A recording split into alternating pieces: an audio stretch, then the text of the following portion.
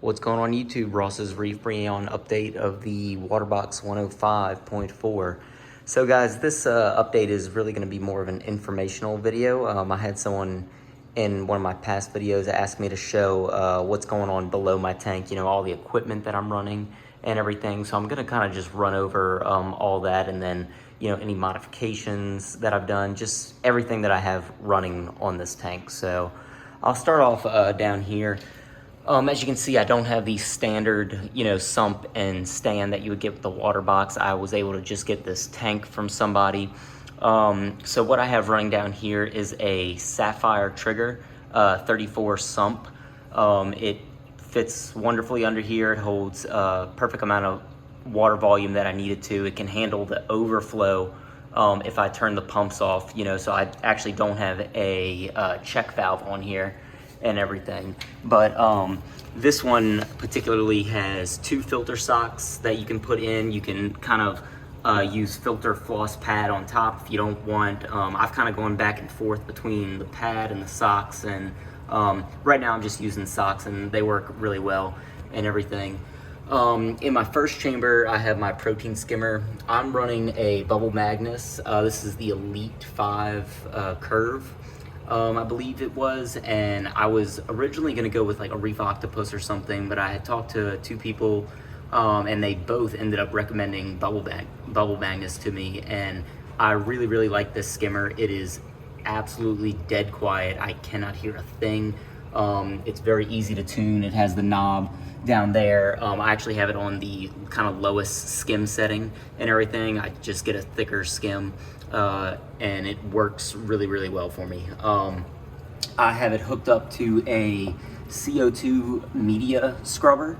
This is a bulk reef supply one, so it's got the air intake going into the protein skimmer right there, and then I've just got a tube running out the back and everything. So moving on to the second chamber, this is kind of, I guess you would be the Refugium Chamber. All I did was fill it up with some biomedia balls. You can see I've got some pineapple sponges and stuff starting to grow down here now, and I'll eventually maybe siphon some stuff out of here, but it's pretty much just an area for more beneficial bacteria to grow. Have a little, ammonia alert right there and everything, and then you go down the bubble trap right here, and then inside there I have a packet of Purigen running, and then this is the return section.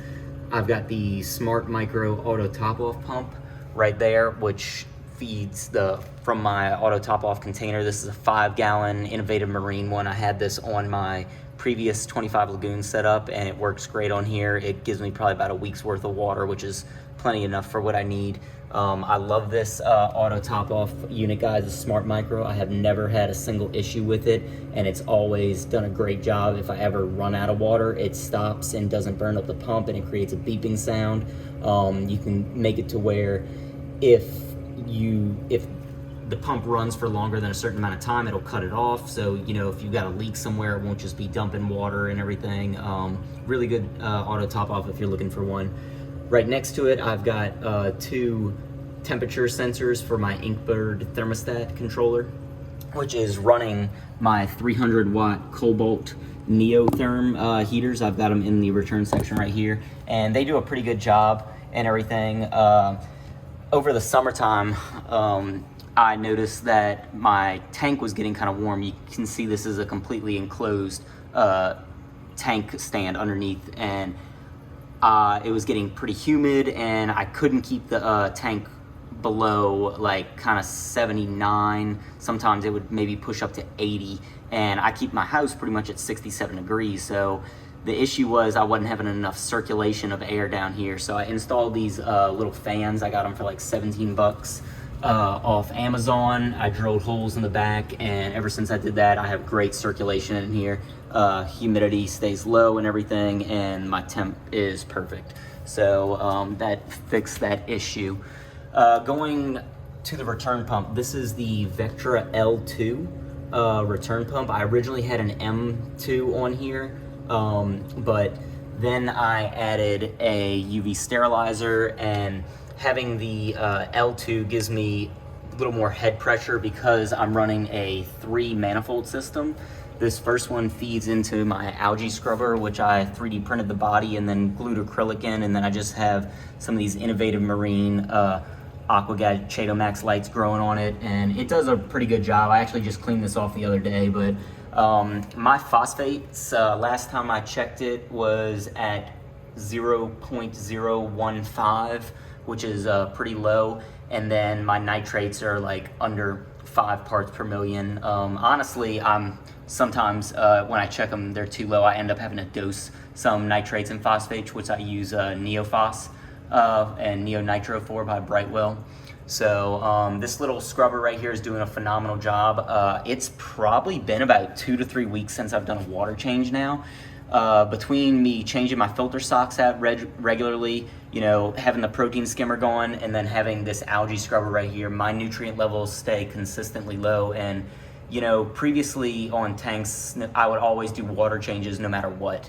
I would just do them whether nutrients were low, high, or whatever. I'd do them consistently. This time I'm gonna run the tank and see how it actually runs without doing water changes if I don't need to lower the nitrates or anything. You know, I'm replacing trace elements that are probably getting consumed by the corals with the calcium alkalinity and magnesium from B Ionic, and that does, like I said, have the trace elements in it. So I also give my corals amino acids. I'm using the Red Sea AB Plus right now. Still on the fence about how I like it. You know, I was using Aqua Vitro Fuel forever, and I did have amazing results with that in my 25 Lagoon. So we'll see. We may end up going back to Aqua Vitro Fuel, and I'm gonna maybe stick with the Nitro. I think I'm about halfway done with the bottle, so we'll keep an eye on it. But let's see, and then coming right over here, this second manifold feeds a carbon media reactor. I run bulk resupply ROX 0.8 carbon in here. I change that out probably every 2 weeks or whatever, keep it fresh, and that it just runs right back down into here. And then off the third manifold system is feeding the Pentar 25 watt UV sterilizer. The reason I got this, kind of 2 reasons. One, to definitely help prevent ick. In the beginning though, my main reason was to help me combat the diatoms and everything. I just had a lot of diatoms growing all over. But now, you know, it's tuned in for the water flow rate of killing ick at a much lower flow rate, so it gets higher contact time with the UV, which damages the parasites' DNA a lot better, as opposed to the higher flow rates tuned for algae and stuff. So that's that right there. I do have a battery backup system. That's actually not, it's plugged in and it has power, but I don't have it plugged in right now. I only really plug it in when I kind of know a storm's coming or something. I'm pretty much at the house all the time right now, so I know it would be more beneficial to have it plugged in, and in case I ever lose power. I've never lost power at my house now. I've been here for a year, so I'm not too worried about it, but it's a nice little thing to have in case I get some hurricanes and everything. Right up here is my dosing pumps. I'm running the Coral View, the X1s or whatever these things are called. These are the Bluetooth version.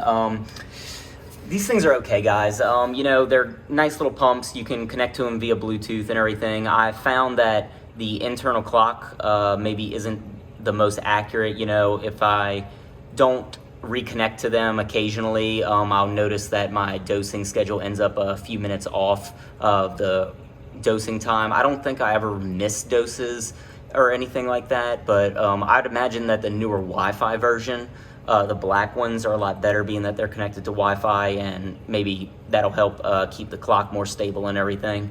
But yeah, it's just the calcium, alkalinity, and magnesium right now. I have a fourth one if I want to like run something else. Maybe if I can find a amino acid or something that's stable at room temperature. But I know the AB Plus is able to be stored for like 2 weeks or something, or a week's worth. It's just not worth the hassle of me filling up a container or doing how much for just 1 week's worth right now. So it's just kind of sitting there empty. But that is pretty much all of the equipment, guys, that I have running underneath the tank. You can see my dosing pump is actually going right now, and it actually doses right behind there. You can maybe see the dosing tubes. It has dosing tube holders built into the sump with this one, and it dumps right over my return pump right there. So Testing wise, I use HANA calcium alkalinity and phosphate checker. I have a HANA pH meter that I also use and everything. Coming up here now, the equipment running the top. This is the most recent probably equipment that I got, which is the who makes this? Clearview lids, guys. It took about 90 days, due with COVID right now. They were kind of on back order. Really well worth it and everything like that. I went ahead and got the EXO one, which basically means that it comes in parts. And that means if I ever need to change anything on this, like particularly my light setup, if I need to move my lights or if I ever want to get new lights, I can just go ahead and order, say, this one back piece right here. And I don't have to pay for a whole new lid. I can ship it to them and they can fit it and everything like that, which is what I would probably end up doing just because I wouldn't feel comfortable doing it myself. But really good lid, guys. I have an eel in here. He's actually hidden deep in his tunnel right now, maybe on the other side. You might be able to see him. I see his tail in there. But yeah, I've had some issues in the past, so definitely if you plan on being in this hobby, get a good lid. I like this one a lot. They did a very good job making sure all the corners are tight and everything. Right here, I do have a Vortec Mp40. Just on one side, I don't have one on both. Yeah, I only have this running at probably like 25% on like lagoon mode or something. Every now and then, if I want to clean off the rocks, I'll bump it up to like nutrient transport 75%, and it kicks up a good amount of stuff and everything in here. But for the most part, it just adds a little extra flow. And I don't really need it that high anymore because, I upgraded to that Vectra L2 pump, and I actually have it running at 100%. And that feeds, all the equipment down below, and then the rest of the water comes up here, obviously. Well, to accommodate for that increased flow, what I went ahead and did is I got 4 random flow generators with a Y-split valve and some lock line, and I basically have 4 outflow ports pointed at different directions. And I'd say for the most part, guys, I'm getting pretty good flow circulation. I mean, I get a tiny bit of like algae and everything on the camera right now. It's probably looking a little darker than what it actually is, but it's also towards the end of the day right now, so some more algae has gotten on. I have a turbo snail in here, and right when the lights go off, he comes out and starts going around the tank. When I wake up in the morning, the sand's like pretty white and everything, so he does a good job of that. Over here, I'll show y'all my kind of control box that I had built with this stand. This is just one of those like DJ switchboards that you can get. Y'all probably seen those. I've got my return pump, protein skimmer, Mp40, the auto top off, the heater. My dosers are hooked up to here. My UV sterilizer and my algae scrubber light is hooked up to this one, and then this one just controls my Hydra 26 lights, HDs. And then this is the Inkbird right here. I'm seeing that on the video that the numbers are going like that. That's not doing that in person, it's just something with the video. And then I've got the controllers for both the L2 and the Mp40 right here. All the wires are tucked behind this control box right here. If y'all didn't get a good look at it before, you can see that basically, all the wires run into there. You can see I've got a few little inputs that I drilled alongside where everything. So there's no really exposed wires anywhere in this tank, which I really like. It makes wire management very clean, and I don't have to worry about dealing with those and everything. But that is going to be pretty much it, guys. If you have any questions or anything, please leave it below. I will try to answer as fast as I can. If you haven't already, hit that subscribe button. I love hearing from y'all, and I'll talk to y'all later.